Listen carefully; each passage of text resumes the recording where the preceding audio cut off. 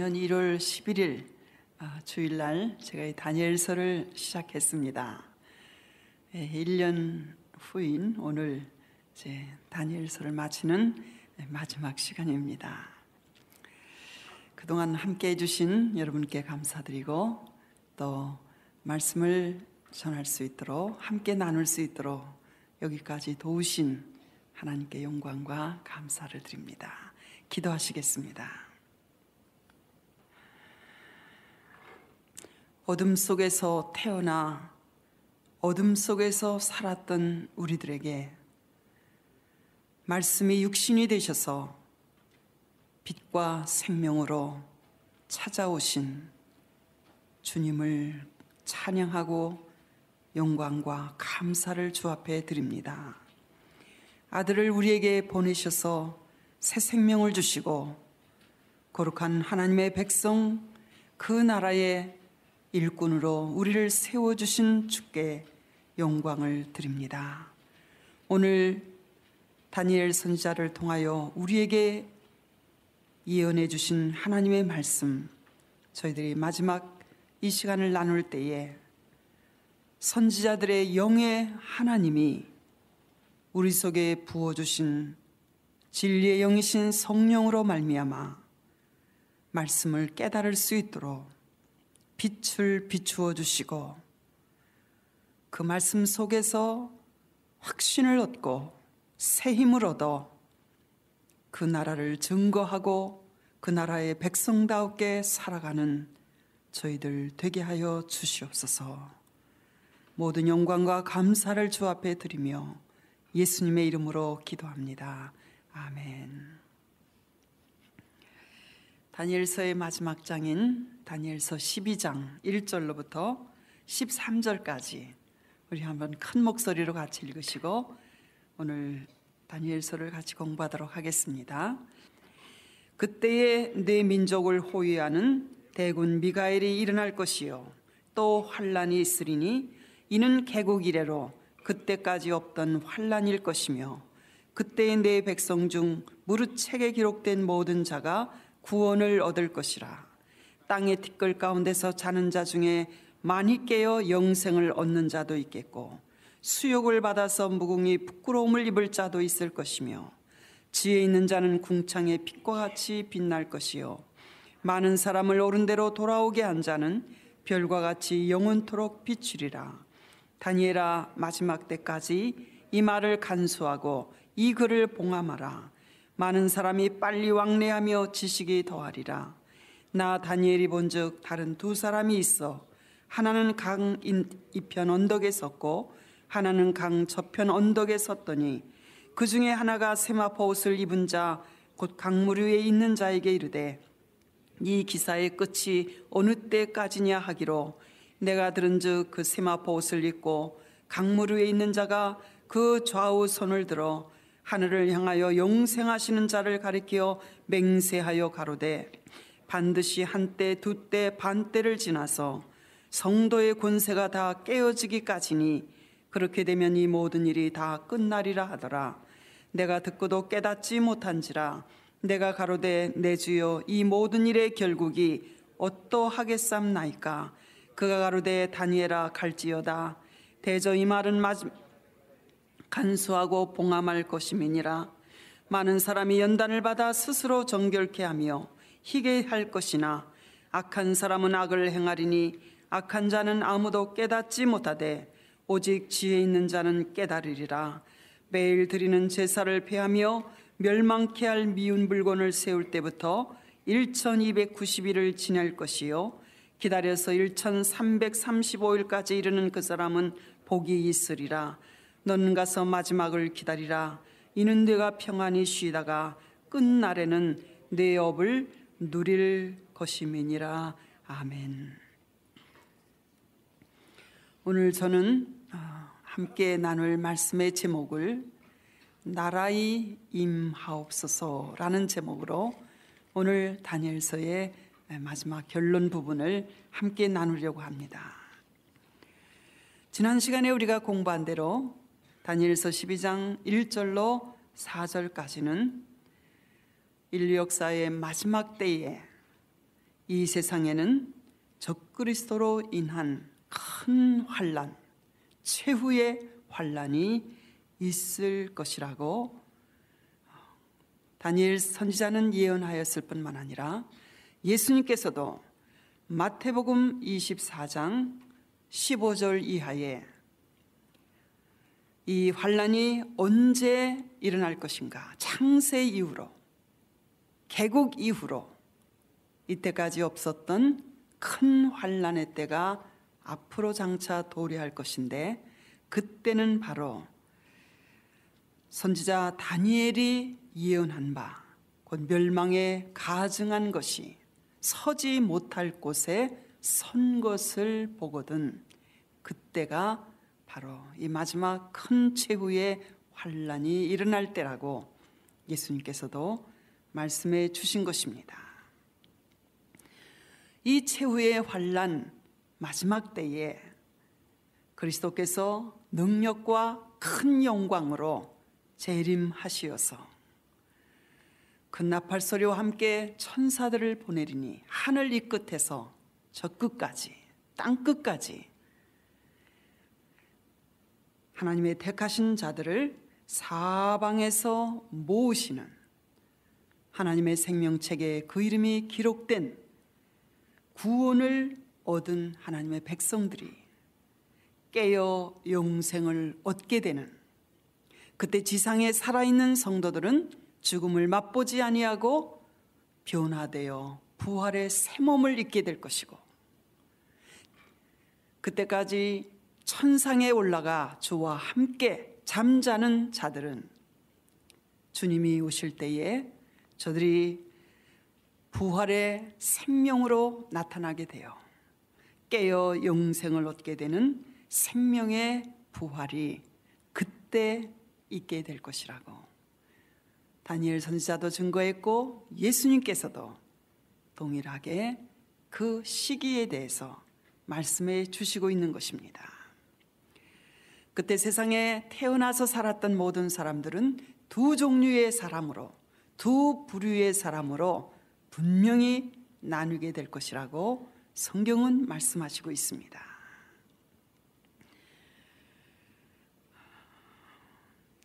주님께서 재림하셔서 이 환난의 마지막 때에, 적그리스도로 인한 큰 환난의 마지막 때에 주님께서 재림하시면 그때 하나님께서는 만물을 새롭게 하사, 바로 하나님이 처음 창조하신, 태초에 세상을 지으신 하나님의 그 오리지널 디자인하신 그 세계가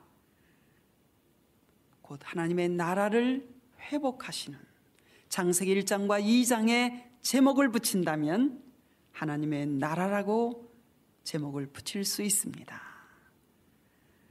하나님 보시기에 심히 좋으신 하나님의 그 오리지널 디자인하신 그 세계가 완전하게 다시 회복된 세계를 보여주시는 것이 성경의 가장 마지막 끝책인 요한계시록의 마지막 끝장인 요한계시록 21장과 22장은 창세기 1장과 2장과 짝을 이루는 장입니다. 창세기 1장과 2장은 하나님이 창조하신 그 오리지널 디자인된 세계를 보여주시고 있고, 요한계시록 21장과 22장은 그리스도의 재림하심으로 말미암아 악의 화신인 적그리스도와 그에게 연합한 모든 악한 자들을 심판하시고 멸망시키심으로 그때 만물을 새롭게 하사 하나님께서 이루실 하나님의 나라, 회복된 하나님의 나라, 첫 번째 그 하나님의 오리지널 디자인 하신 그 세계를 다시 회복시키사 완성하시는 바로 그 영광의 일을 이루시고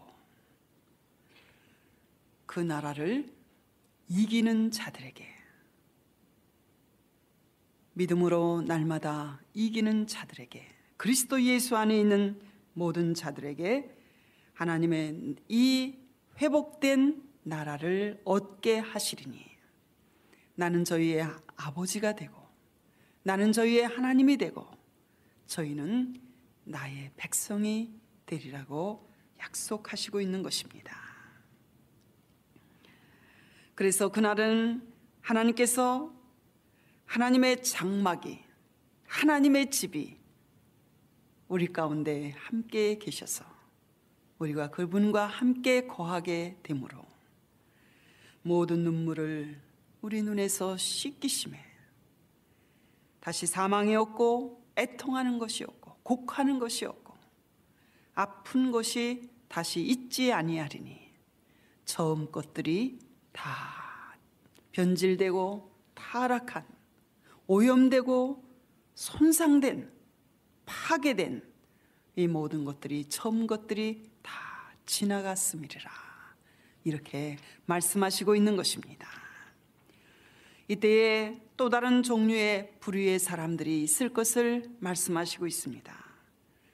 그러나 두려워하는 자들, 믿지 아니하는 자들은 그때에 슬피 울며 이를 갈미 있을 것인데 그들은 마지막 심판 때 심판의 부활로 무궁히 부끄러움을 입을 자로 그들은 둘째 사망, 둘째 부활에 참여하게 되는 영원한 부끄러움에 참여하게 될 자들이 있게 될 것이라고 성경은 우리에게 말씀하시고 있습니다.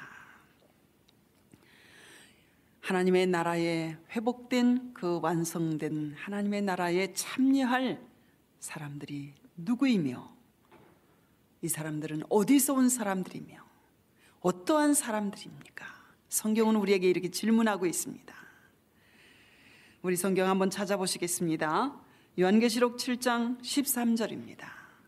그리스도께서 오시면 완성될 하나님의 나라에 들어가 그 나라를 유업으로 얻을 자들이 누구이며 어디서 온 자들인가에 대한 질문을 하시고 그 질문에 대한 대답을 성경이 우리에게 말씀하시고 있습니다.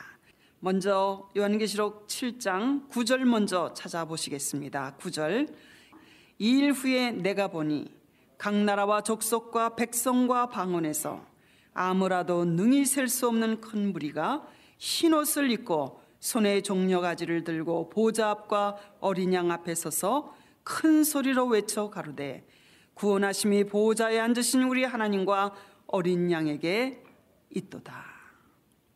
하나님의 나라를 유업으로 얻을 구원받은 하나님의 백성들의 수요가 사람이 아무라도 능히 셀 수 없는 큰 무리가 이 나라를 영광의 기업으로 얻게 될 것이라고 말씀하시고 있습니다. 이들은 흰옷을 입었습니다. 그리고 승리자만이 들을 수 있는 손에 종려가지를 들고 하나님의 보좌 앞과 어린 양 앞에 서서 구원하심이 보좌에 앉으신 우리 하나님과 어린 양에게 있도다 이렇게 큰 찬양을 드리게 될 것이라고 말씀하고 있는데 이때 13절에 보니까 장로 중에 하나가 응답하여 내게 이르되 이 흰옷 입은 자들이 누구며 또 어디서 왔느냐. 이 하나님의 보좌 앞과 어린 양의 보좌 앞에서 구원의 찬양, 새 노래를 부를 영광의 찬양을 부를 이 흰옷 입은 사람들은 도대체 누구며 어디서 온 사람들입니까? 성경이 질문하고 있습니다. 이 질문에 대한 대답을 성경이 우리에게 대답해 주시고 있습니다. 사도 요한이 14절에 가로되 내 주여 당신이 알리다 하니 그가 나더러 이르되 이는 큰 환난에서 나오는 자들인데 어린 양의 피에 그 옷을 씻어 희게 하였느니라. 우리 15절, 16절, 17절 같이 읽어보시겠습니다. 그러므로 어린 양의 피에 그 옷을 씻어 희게 했기 때문에 그러므로 15절 같이 읽으시죠. 그러므로 그들이 하나님의 보좌 앞에 있고 또 그의 성전에서 밤낮 하나님을 섬김에 보좌에 앉으신 이가 그들 위에 장막을 치시리니 저희가 다시 줄이지도 아니하며 목마르지도 아니하고 해나 아무 뜨거운 기운에 상하지 아니할지니 이는 보좌 가운데 계신 어린 양이 저희의 목자가 되사 생명수 샘으로 인도하시고 하나님께서 저희 눈에서 모든 눈물을 씻어 주실 것임이니라. 이 나라에 들어갈 자들, 이 나라를 영광의 기업으로 얻을 복 있는 자들은 어린 양의 피에 그 옷을 씻어 희게 한 자들, 하나님의 은혜로 말미암아 우리의 행한 바 의로운 행위로 말미암지 아니하고 내가 하나님 앞에 죄인임을 고백하고 나는 구원자가 필요합니다. 나는 구주가 필요한 사람입니다. 나는 죄인입니다. 이렇게 고백한 하나님의 백성들에게 그 죄를 용서하시고 그리스도의 의의 흰옷을 입혀 주심으로 어린 양의 피에 그 옷을 씻어 희게 한 자들, 이것을 다시 요한계시록 22장 14절에는 동일하게 이렇게 말씀하시고 있습니다. 그 두루마기를 빠는 자들은 복이 있으니 이는 저희가 생명나무에 나아가며 문들을 통하여 성에 들어갈 권세를 얻으려 함이로다. 바로 그 두루마기를 빤다는 의미는 요한계시록 7장 13절에 기록된 어린 양의 피에 그 옷을 씻어 희게 한 자들이라는 의미와 동일한 의미입니다. 그들은 어떤 복이 있습니까? 창세기 3장에서 범죄함으로 쫓겨난, 하나님께서 접근하지 못하도록 막으신 생명나무에 다시 나아갈 수 있는 권세, 그 생명나무 과실 따먹고 주와 함께 주의 나라에서 영생할 수 있는 큰 복, 그리고 문이신 예수 그리스도의 공로를 통하여 하나님의 나라 새 예루살렘 성에 들어가 영원히 주와 함께 살 수 있는 권세를 얻게 하실 것입니다. 언제 이 일이 일어날 것입니까? 마지막 적그리스도의 등장으로 인한 인류 역사의 마지막 큰 환난 때에, 아마겟돈 전쟁 말기에 그리스도께서 재림하시면 악을 심판하시고 바로 하나님의 나라 이루사 어린 양의 피에 그 옷을 희게 한 자들, 두루마리에 그 옷을 빤 자들에게 이 나라를 기업으로 유업으로 주사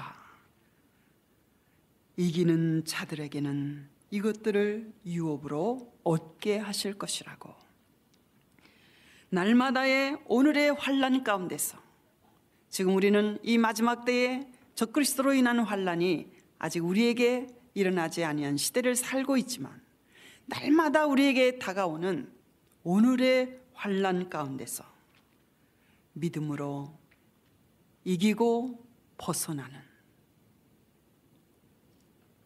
하나님의 백성들이 그 나라를 영원한 기업으로 얻게 될 것이라고 약속하시고 있는 것입니다. 이 하나님의 나라에서 영원토록 기억되고 빛날 자들이 있음을 다니엘서 12장 3절은 우리에게 말씀하시고 있는데, 누가 이 하나님의 나라에서 기억되고 하늘의 별과 같이 궁창의 빛과 같이 빛나게 될 자들인지, 다니엘서 12장 3절을 같이 읽으시겠습니다. 지혜 있는 자는 궁창의 빛과 같이 빛날 것이요 많은 사람을 옳은 대로 돌아오게 한 자는 별과 같이 영원토록 비추리라. 아멘. 깨닫지 못하는 자는 지혜 있는 사람이 아니나 지혜 있는 사람은 깨닫는 사람이라고 다니엘서 12장 10절에 말씀하시고 있습니다. 날마다의 환난 속에서 날마다의 부딪히는 우리 삶의 여정 가운데서, 문제들 가운데서 연단을 받아 스스로 정결케 하며 쉬게 하는 사람, 하나님의 말씀을 붙들고 날마다 깨닫고 주 앞으로 가까이 나아가는 사람, 이런 사람이 지혜로운 사람이라고 성경은 말씀하시고 있습니다. 이런 사람은 이 종말의 때에 산다 할지라도 환난을 당하나 어떤 경우에도 신앙을 포기하지 아니하고 신앙을 버리지 아니하고 인내로서 그 말씀을 붙들고 그 말씀을 지키는 사람은 궁창의 빛과 같이 그 나라에서 그날에 빛나게 될 것이라고 말씀하시고 있습니다. 그리고 많은 사람을 옳은 대로 돌아오게 하는 사람들, 진리를 다른 사람에게 전하여 그들로 하여금 어떤 환난이 올지라도 그 환난에 굴복하지 아니하도록 돕는 자들, 환난 속에서도 믿음을 지키도록 격려하고 위로하고 이끄는 사람들, 그 사람들은 별과 같이 영원토록 비추게 되리라고 약속하시고 있습니다. 그런 일을 세상에 지금 우리가 사는 동안에 그 나라에서 별과 같이, 궁창의 빛과 같이 우리는 빛나기 위해서 오늘 다시 준비할 수 있는 지혜로운 사람으로 깨어 그 일을 준비할 수 있도록 새해 새로운 기회를 다시 우리에게 주셨습니다. 지혜 있는 사람은 하나님을 경외하는 것이 지식의 근본이고 지혜의 근본임을 깨달아 언제나 어려울 때도 하나님 편에 서는 사람들을 가리켜 성경은 지혜로운 자라고 말씀하고 있고, 그리고 세월을 그냥 흘러 떠내보내는 자가 아니라 세월을 아끼어 우리에게 주신 시간 동안, 그 세월 동안 하나님의 선한 일을 행하는 자들을 가리켜 지혜로운 자라고, 세월을 아끼는 자라고 말씀하시고 있습니다. 우리는 압니다. 우리는 믿습니다. 아무리 환난과 신앙 때문에 때때로 우리에게 오는 박해가 극심하다 할지라도 결코 어둠은 빛을 이길 수 없습니다. 어둠은 빛에게 마침내 무릎을 꿇게 될 것이며 쫓겨나게 된다는 것을 우리는 믿음으로 알기 때문에 낙심하거나 배도해서는 안 되고 믿음에서 파선해서 신앙을 어떤 경우에라도 우리는 포기할 수 없는 것입니다. 가장 어두운 시간에, 가장 힘든 시간에, 가장 정말 절망적인 시간에도 빛을 포기하지 아니하고 그 빛을 비춘 사람들은, 하나님 편에 선 사람들은 궁창의 빛과 같이 빛날 것이요 별과 같이 영원히 비추게 되는 날이 반드시 우리에게 다가오고 있다는 사실인 것입니다. 이 모든 일이 이루어지는 때는 언제가 될 것인가?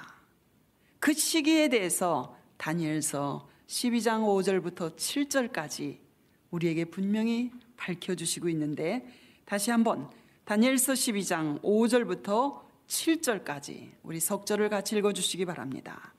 나 다니엘이 본즉 다른 두 사람이 있어 하나는 강 이편 언덕에 섰고 하나는 강 저편 언덕에 섰더니 그 중에 하나가 세마포 옷을 입은 자 곧 강물 위에 있는 자에게 이르되 이 기사의 끝이 어느 때까지냐 하기로 내가 들은즉 그 세마포 옷을 입고 강물 위에 있는 자가 그 좌우 손을 들어 하늘을 향하여 영생하시는 자를 가리켜 맹세하여 가로되 반드시 한때 두때 반때를 지나서 성도의 권세가 다 깨어지기까지니 그렇게 되면 이 모든 일이 다 끝나리라 하더라.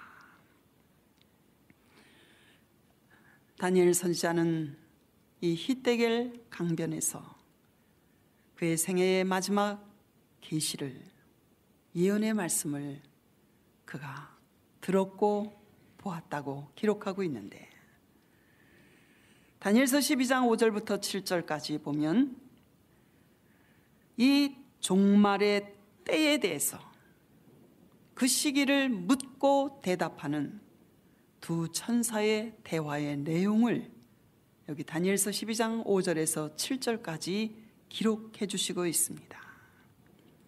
12장 5절에 이 모든 기사에 기록된 말씀의 끝이 어느 때까지입니까? 그 끝이 언제 이르게 될 것입니까? 두 천사의 대화의 내용입니다. 성경은 질문하고 성경이 또 대답해 주시는 책입니다. 이게 완전한 해답이지요. 성경은 성경이 질문해 주시고 그 질문에 대해서 성경이 또 대답해 주시는 책입니다. 그래서 우리는 성경을 성경으로 해석하는 것이 가장 올바른 해석 방법이라고 믿는 것입니다.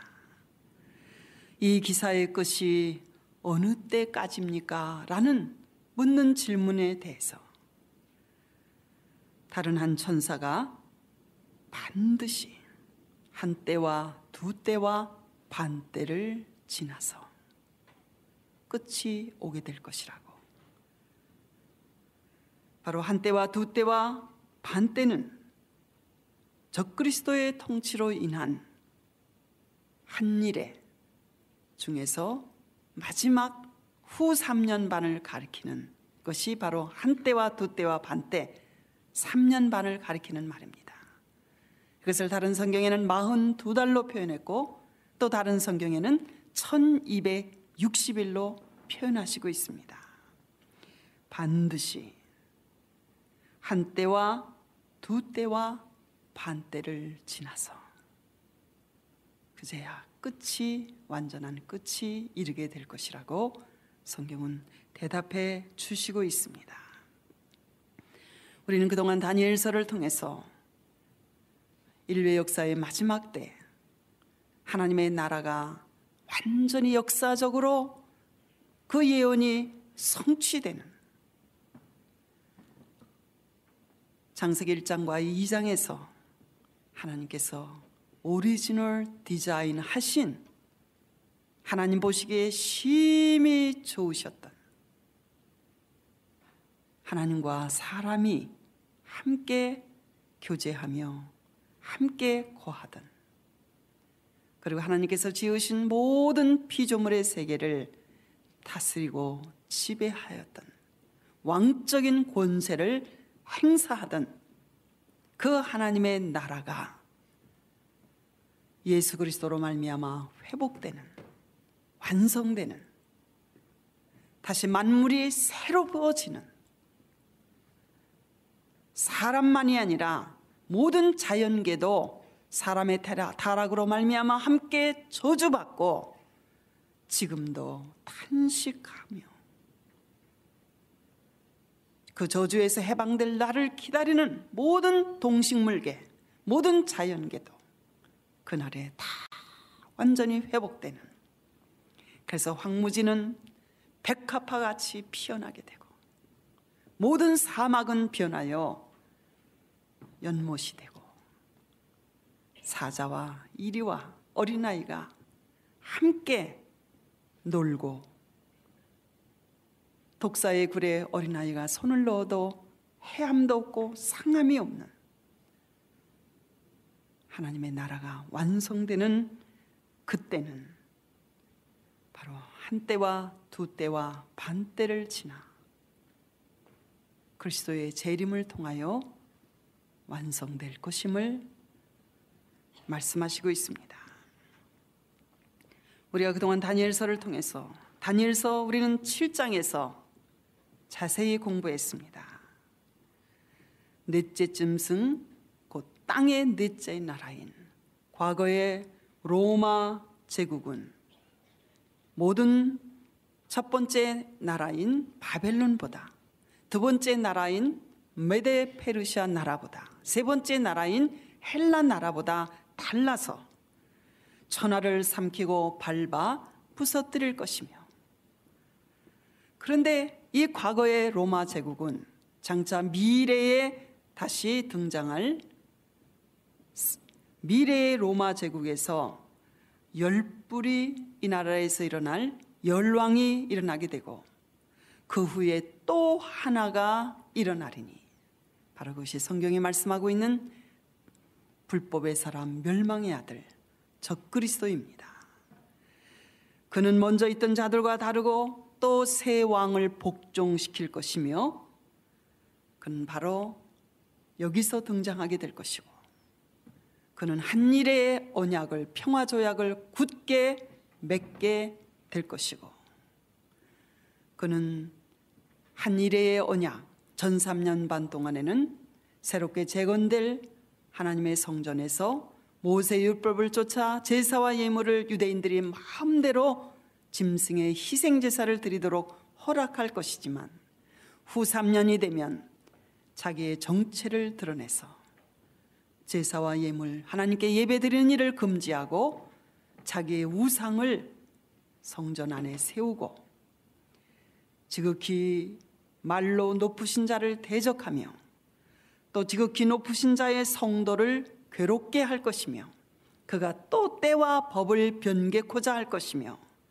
성도는 그의 손에 붙인 바 되어 한 때와 두 때와 반 때를 지내게 되리라고 다니엘서 7장 25절에는 예언되어 있습니다. 그러나 심판이 시작된 즉 그는 권세를 빼앗기고 끝까지 멸망할 것이요, 나라와 권세와 영광이 온 천하 열국과 위세가 지극히 높으신 자의 성민에게 붙인 바 되리니, 그의 나라는 영원한 나라이라. 모든 권세 있는 자가 다 그를 섬겨 복종하게 될 것이다. 하나님 나라가 역사적으로 실현될 것이 반드시 한 때와 두 때와 반 때를 지나서 후 3년 반 말기에 주님께서 재림하심으로 말미암아 이루어질 것이라고 말씀하시고 있습니다. 다니엘서 9장 27절 70일의 계시에서도 동일하게 말씀해 주시고 있습니다. 그가 장차 많은 사람으로 더불어 한 일의 언약을 굳게 정하겠고, 그가 그 일의 절반에 제사와 예물을 금지할 것이며, 또 잔포하여 미운 물건이 우상을 성전에 세우게 될 것이며, 이것을 요한계시록 13장에는 이렇게 동일하게 표현하시고 있습니다. 우리 한번 찾아보시겠습니다. 요한계시록 13장입니다. 4절부터 8절까지. 요한계시록 13장은 적그리스도의 장이라고 이 장의 제목을 붙일 수 있는 장입니다. 요한계시록 13장 4절부터 8절까지 우리 같이 읽으시겠습니다. 용이 짐승에게 권세를 주므로 용에게 경배하며 짐승에게 경배하여 가로되, 누가 이 짐승과 같으뇨? 누가 능히 이로 더불어 싸우리요 하더라. 또 짐승이 큰 말과 참남된 말하는 입을 받고 또 42달 일할 권세를 받으니라. 짐승이 입을 벌려 하나님을 향하여 회방하되 그의 이름과 그의 장막 곧 하늘에 거하는 자들을 회방하더라. 또 권세를 받아 성도들과 싸워 이기게 되고 각 족속과 백성과 방언과 나라를 다스리는 권세를 받으니, 8절 죽임을 당한 어린 양의 생명책의 창세 이후로 농명되지 못하고 이 땅에 사는 자들은 다 짐승에게 경배하리라. 9절 같이 읽으시겠습니다. 누구든지 귀가 있거든 들을지어다.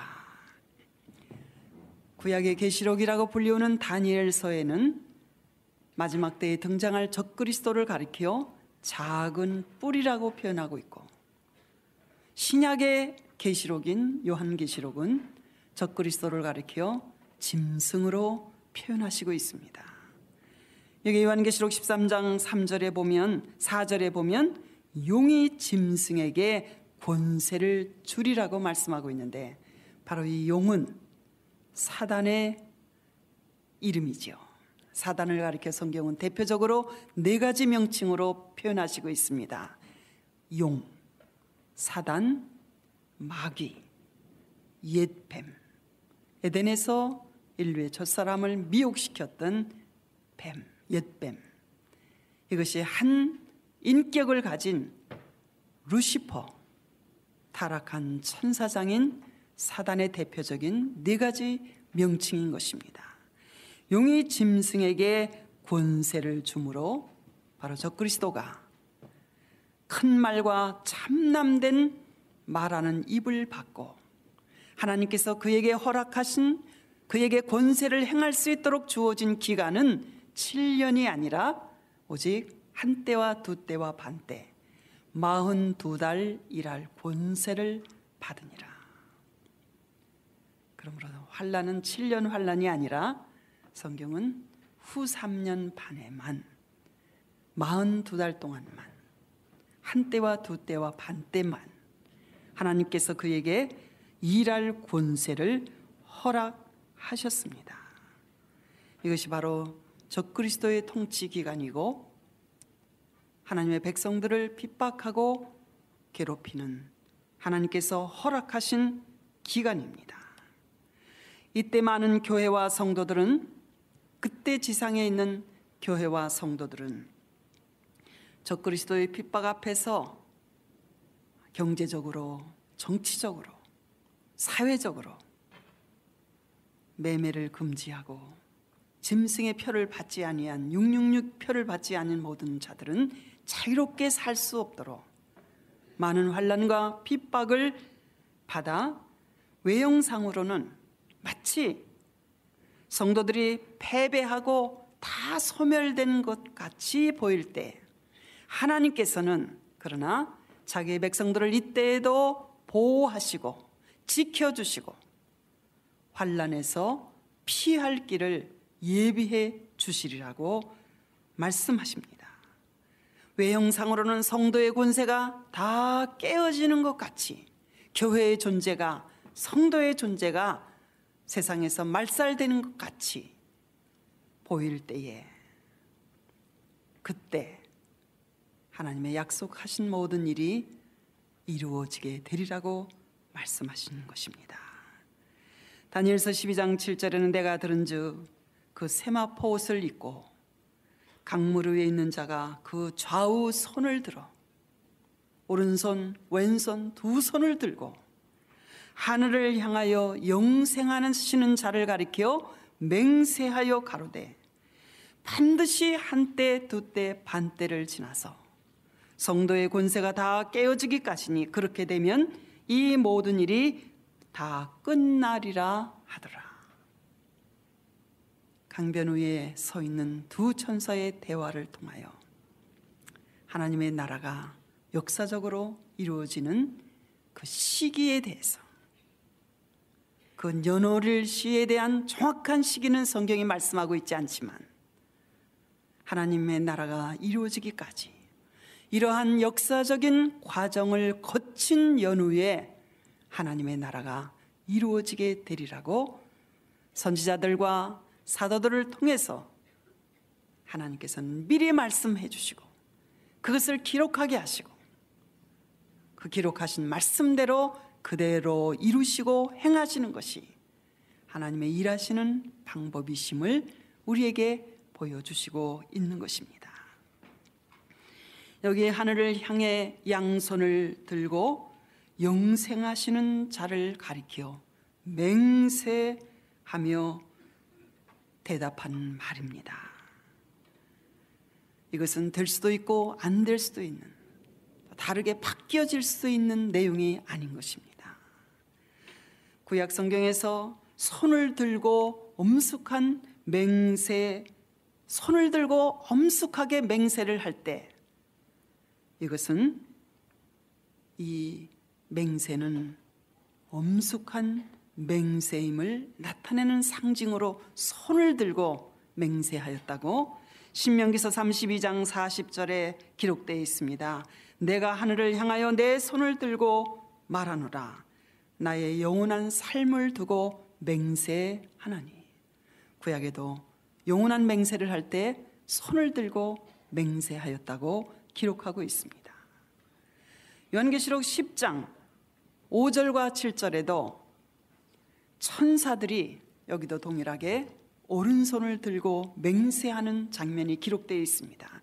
내가 본 바 바다와 땅을 밟고 섰는 천사가 하늘을 향하여 오른손을 들고 맹세하는 장면이 요한계시록 10장 5절부터 7절까지에도 기록되어 있습니다. 그런데 여기 다니엘서 12장 5절부터 7절까지에는 이례적으로 특별하게 이 천사가 한 손만 들은 것이 아니라 좌우에 양손 두 손을 들고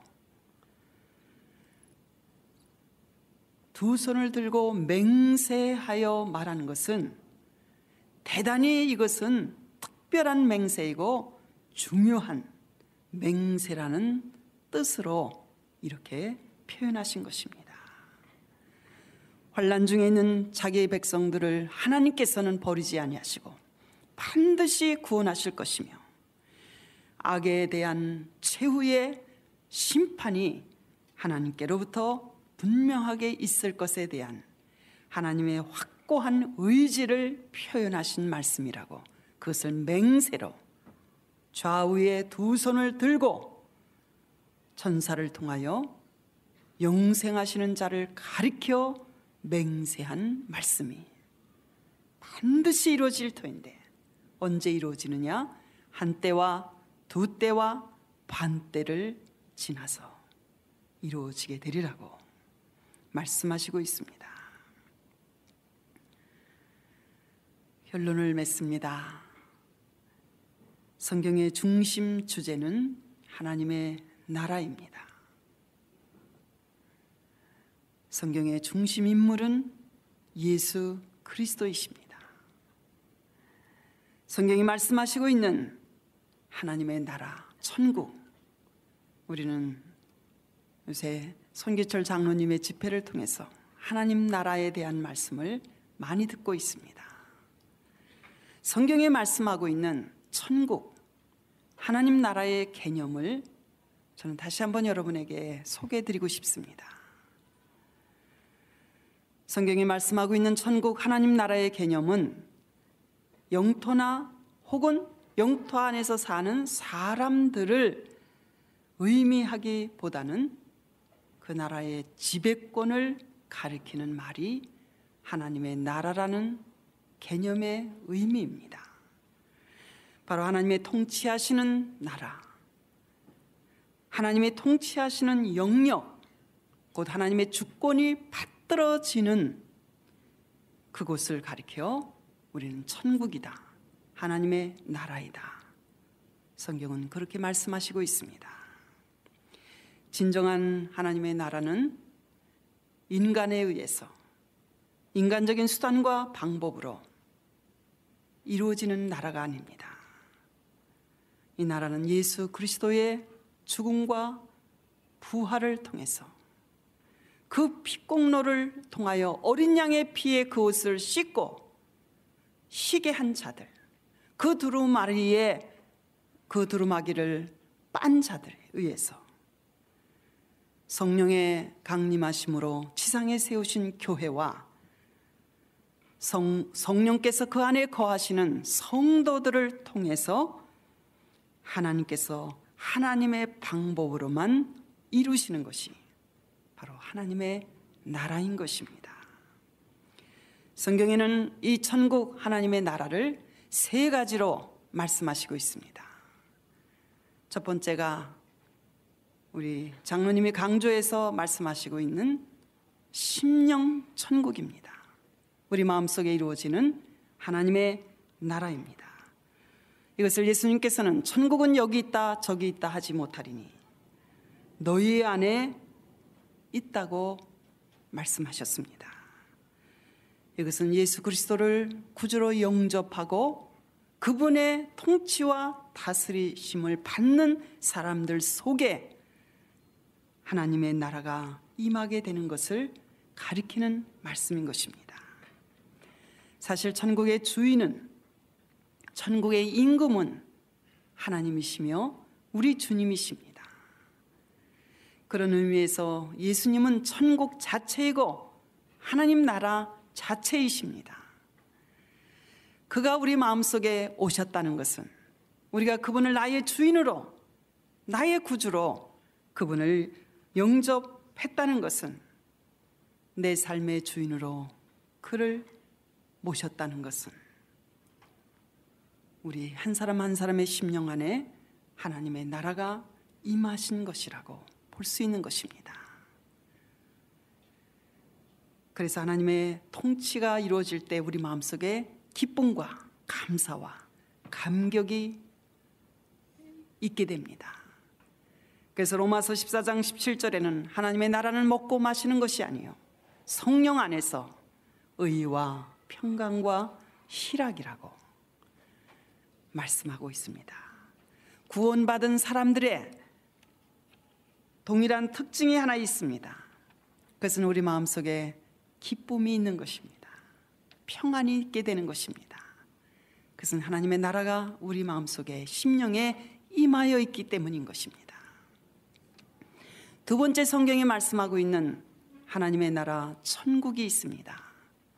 그것은 지금 부활하신 주님이 우리 앞서간 자는 성도들과 함께 있는 천국, 내세 천국을 가리키는 말씀인 것입니다. 주님은 자신이 아버지와 함께 이 땅에 성육신 하시기 전에 이 천국에서 하나님 아버지와 함께 영광의 교제를 나누시고 계셨었습니다. 그것을 우리에게 밝히 보여주시고 있고, 그리고 그곳으로 부활하셔서 올라가시고 그리스도 예수 안에 있는 모든 자는 자들을 그곳으로 인도해서 지금 함께 그곳에서 계시는 것입니다. 이 땅에 살고 있는 저와 여러분은 죽음이라는 과정을 우리가 거치게 되면 바로 이 나라에 우리도 들어가게 될 것입니다. 주 안에서 잠자는 자들은 바로 이 하나님의 나라 내세 천국에서 지금 주님과 함께 부활의 날까지 주님이 다시 땅 위에 오셔서 역사적으로 종말적인 하나님의 나라를 이루실 때까지 안식을 지금 누리고 있는 것입니다. 성경에 말씀하고 있는 세 번째 천국, 하나님의 나라는 종말론적인 천국이 있습니다. 이것은 시작이 있는 인류의 역사는 반드시 끝이 있게 되는데, 이러한 인류의 역사의 종말의 끝에 임하게 될 하나님의 나라, 그 신구약 성경의 결론이 되기도 하는 요한계시록 21장과 22장이 우리에게 보여주시는 창세기 1장과 2장에서 제가 다시 반복합니다. 하나님의 오리지널 디자인된 나라가 하나님 보시기에 심히 좋으셨던 그 나라가 다시 회복되고 역사적으로 완성될 종말론적인 천국, 새하늘과 새 땅, 하나님의 나라가 세 번째 성경이 우리에게 말씀하시고 있습니다. 인류의 역사와 성경은 하나님의 나라로 시작해서 하나님의 나라로 끝을 마치게 되어 있습니다. 구약의 선지자들도 이것을 예언했고, 신약의 예수님께서도 하나님 나라를 선포하시고 이 나라를 증거하셨고, 그리고 사도들에 의해서 수없이 예언되고 증거되어 온 이 하나님의 나라는 세 가지로 성경에 표현하고 있다는 것을 여러분이 기억하시길 바랍니다. 심령천국, 내세천국, 그리스도의 재림으로 이루어질 창세기 1장과 2장이 다시 새롭게 회복되는 하나님의 오리지널 디자인이 완성되는 새하늘과 새 땅, 그리스도의 재림으로 이루어질 하나님의 나라입니다. 그래서 베드로후서 3장 13절의 사도 베드로는 지금 우리가 발을 딛고 있는 이 땅은 불에 타서 풀어지고 하늘은 큰 소리로 풀어지고 없어질 것이나 우리는 그의 약속대로 새 하늘과 새 땅을 바라보는 소망 가운데 지금 우리는 살고 있다고 증거하고 있는 것입니다.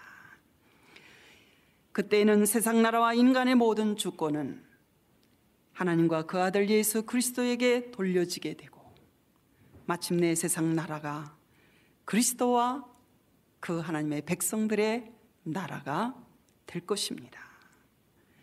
하나님은 예수 그리스도로 말미암아 이 하나님의 나라를 이루시며 그리스도의 피로 구속받은 하나님의 백성들에게 이 나라를 유업으로 얻게 하시기를 기뻐하시고 그 보증으로 이 나라에서 새 것으로 새 포도주를 주와 함께 한 식탁에서 우리가 함께 나누게 될 것에 대한 확실한 보증으로 성령을 우리 가운데 인쳐 주셨다고 약속하시고 있는 것입니다. 우리의 노력으로 갈 수 있는 나라가 아닙니다. 우리의 행위로 들어가는 나라가 아닙니다. 그분의 은혜로 예수 그리스도의 공로로 말미암아 성령께서 역사하심으로 말미암아 예수 그리스도를 죽은 자 가운데서 살리신 이의 영이 너희 안에 거하시면 너희 죽을 몸도 그날에 부활의 몸으로 다시 살려서 얻게 하실 그 나라를 우리는 기업으로 얻게 될 것입니다. 우리는 천국의 미래성을 믿습니다. 그리고 현재 우리 마음속에 임한 천국의 현재성을 믿습니다. 그리고 우리는 장차 이루실 하나님의 나라 천국의 영구성을 우리는 믿는 사람들입니다. 그러기에 지금 우리는 우리의 눈에서 모든 눈물을 씻어주시며 영원히 복되게 하실 그 나라를 소망하며 기다리며 사는 사람들입니다.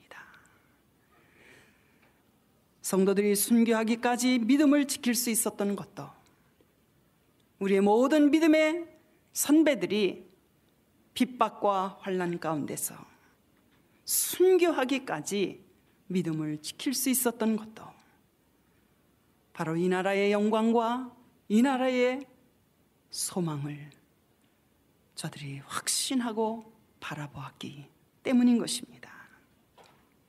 동일한 소망을 가진, 동일한 약속을 가진 저와 여러분, 지금 여기서 우리는 이제 어떻게 살아야 합니까?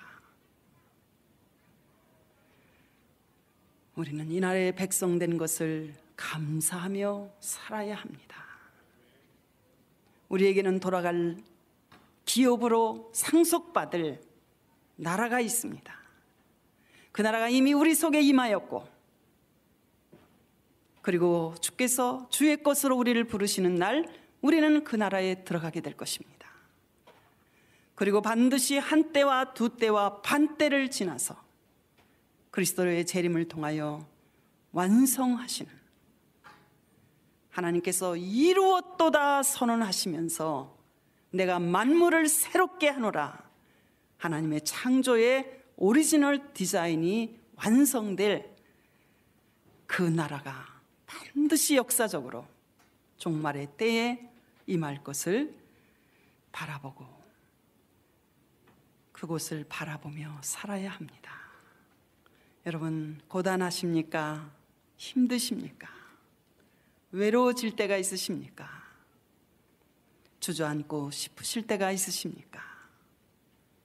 그 나라의 백성된 우리의 신분을 다시 확인하고 기뻐하며 감격 속에 사시기 바랍니다. 그 나라를 바라보며 소망 가운데 사시기 바랍니다. 뿐만 아니라 그 나라를 전하며 그 우리 속에 임하신 하나님의 나라를 보여주며 우리는 살아야 합니다. 이것이 지금 손장로님을 통해서 우리에게 주시는 메시지입니다.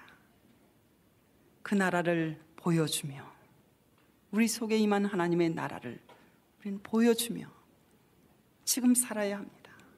그리고 그 나라를 증거하며 살아야 합니다. 그리고 그 나라를 위해서 투자하면서 살아야 합니다.